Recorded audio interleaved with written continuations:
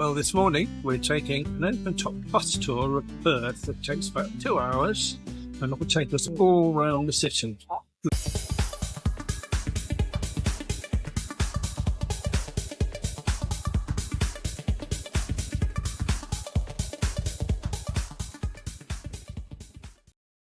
The bell tower contains the bells from St Martin in the Fields from London, and the oldest of which dates back to 1550. They were given to Western Australia by the British government in 1988, and the only set to be known to have left Britain.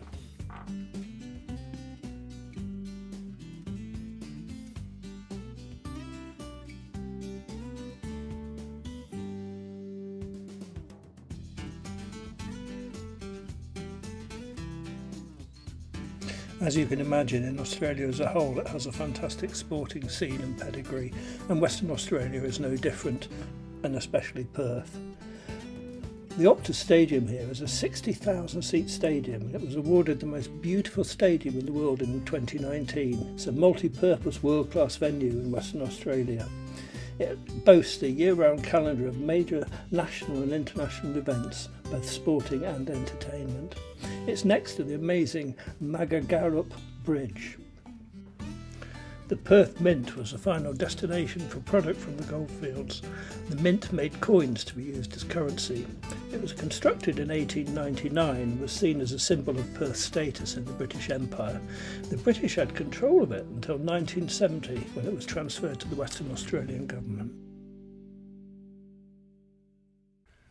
Kings Park Botanic Garden is located on Kata Moor, the highest point at the western end of City of Perth. Kata Kuba is the First Nation name for Kings Park. This park has a rich cultural heritage and is an important place of ceremony, celebration and good hunting for the Nyangor people. Kings Park continues today as a gathering place for learning and celebration for all people.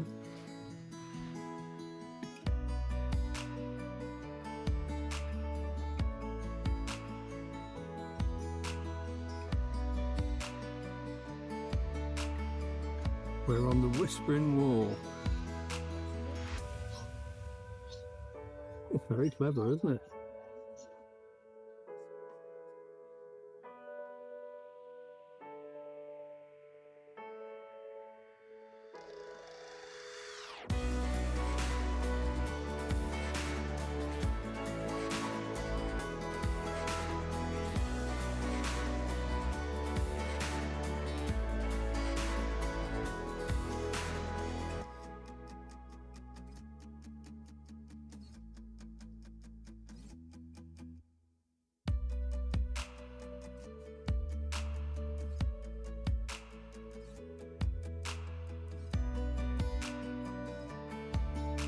One of the world's largest and most beautiful inner-city parks was established in 1895. It covers an area of 400 hectares and is publicly owned. This is an area of protected bushland with over 3,000 species of Western Australia's unique flora and is a haven for native biological diversity.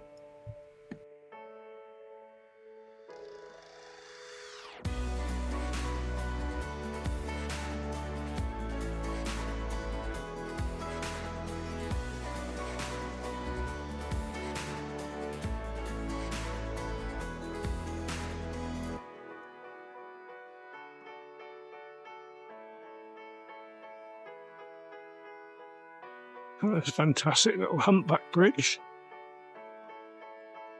Amazing views of the south side of the Swan. There are many aspects of Kings Park to discover. Beautiful walks through the parkland, picnic areas, children's play areas, memorial monuments and several cafes.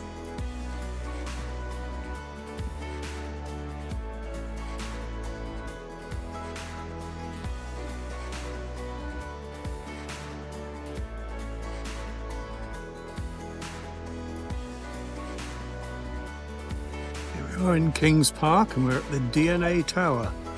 So it's built on a double helix. So we'll take a wander up and see what the view is like from the top.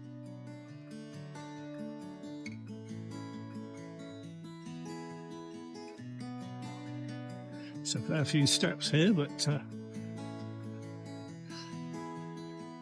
Probably have to change the name to the DNR Tower by the time it gets to the top. The Do Not Resuscitate Tower.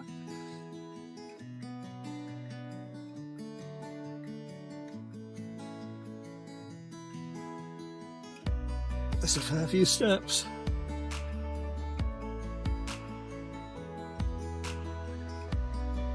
Let's go right to the top, see what we can see. Here we are, at the top of the tower. See Perth CBD over there. And we've got a huge view of the park itself. Understanding of how vast this park is. I think it's one of the biggest city parks in the whole world. Look over there to the distance. You can see the harbour side.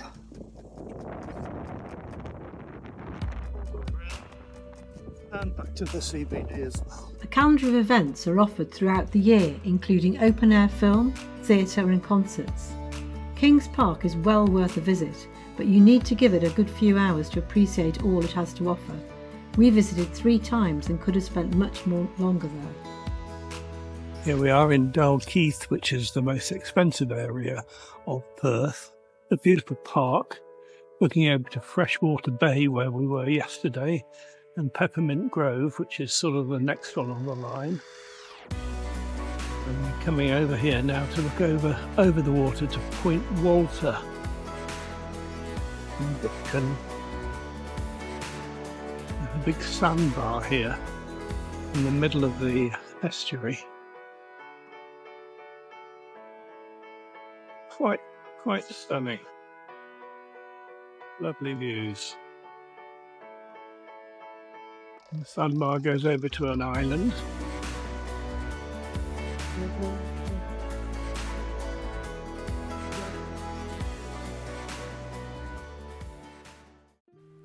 We then popped back into the city centre and had a great look around this lovely shopping area.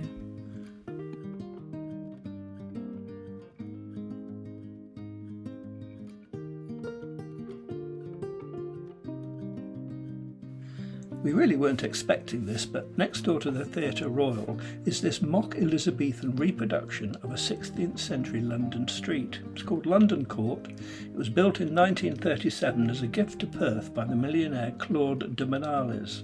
The arcade features ornate mechanical clocks depicting 2 jousting knights at the Hay Street entrance and St George slaying the dragon at the St George's Terrace entrance. We had a lovely cup of coffee here, and it was a really nice interlude to all our travelling around.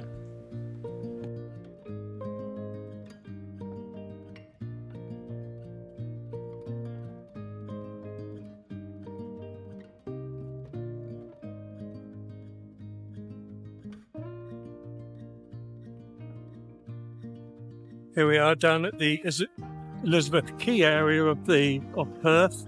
That's a lovely spot. There are lots of jetties where everyone goes to places like Rottnest Island or trips up and down the Swan River. And behind it is the city itself. So there's some fantastically lovely tall buildings. Some very strange shaped buildings indeed. Like this one here, which I think we can go up to. Lovely botanic gardens. All looks very interesting. Bar and restaurant over there. Can we look across the city to the other side of the Swan River? Very nice.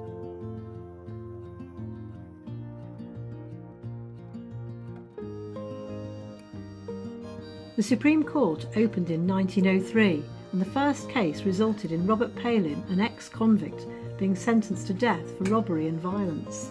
Eric Edgar Cook was the last person hung in Western Australia in 1964 for murder. Some of the courtrooms are open to the public, even if you're not being prosecuted.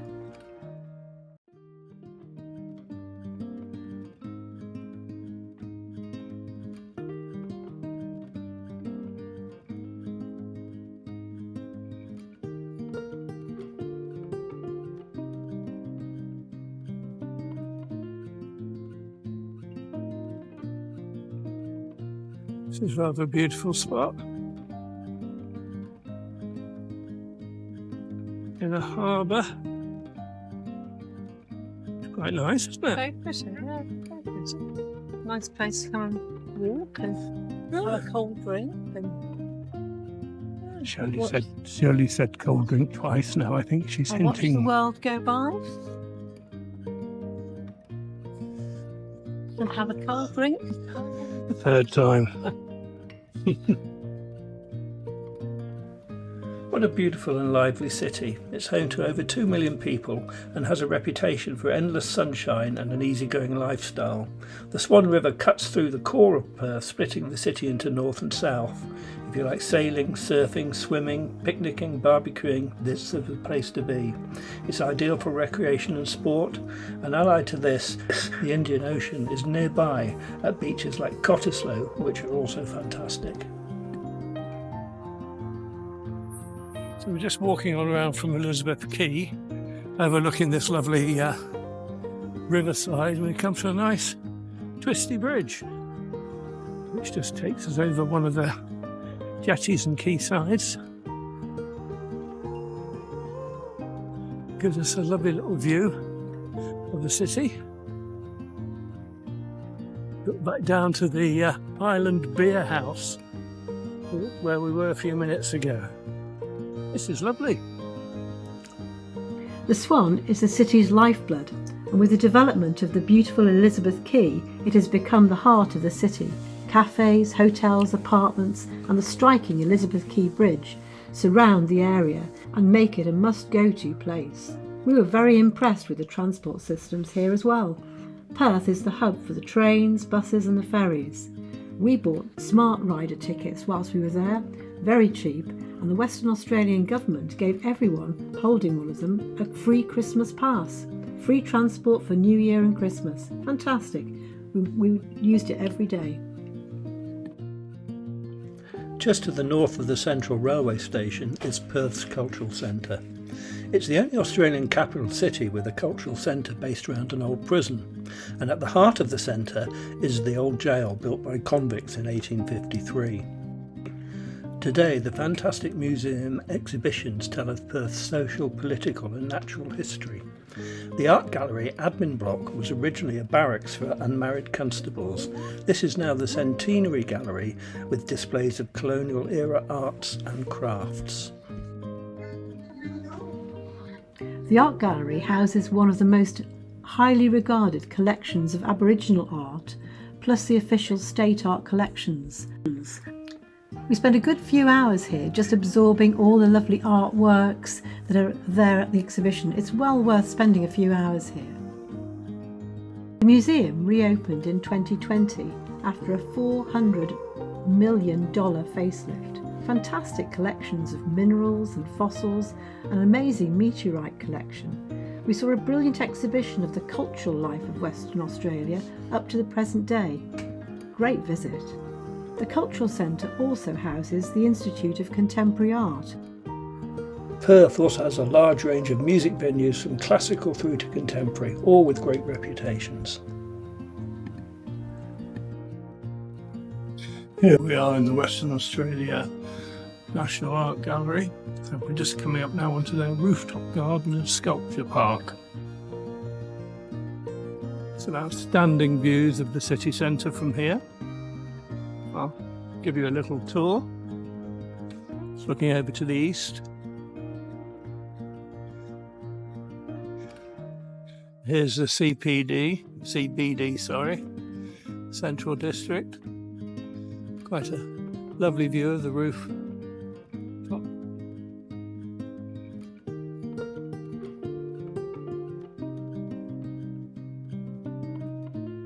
Looking north on the rooftop, there's some sculptures up here on the top. It's a lovely open space.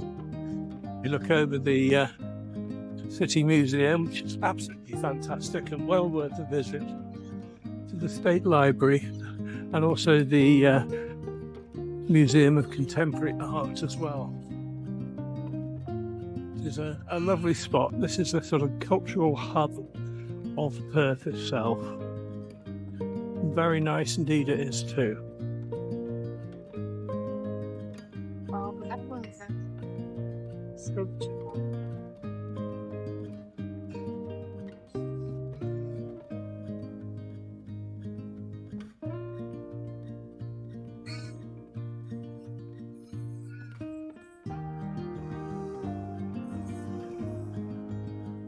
a few more stunning sculptures.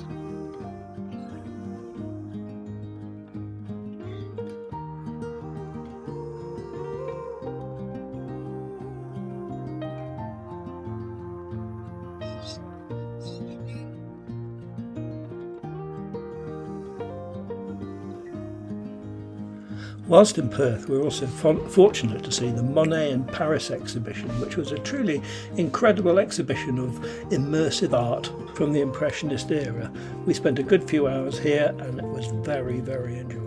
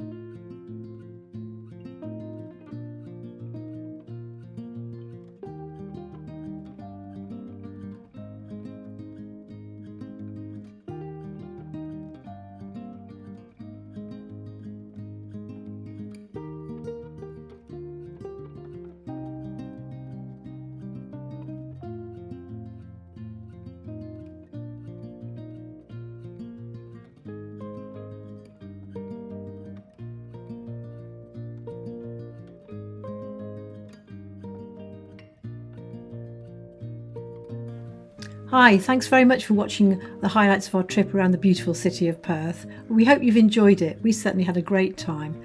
Please don't forget to subscribe and press the like button. See you soon. Bye now. Our next trip will be to Rottnest Island and that'll be following along very shortly, so we look forward to seeing you then. Thanks very much again for watching.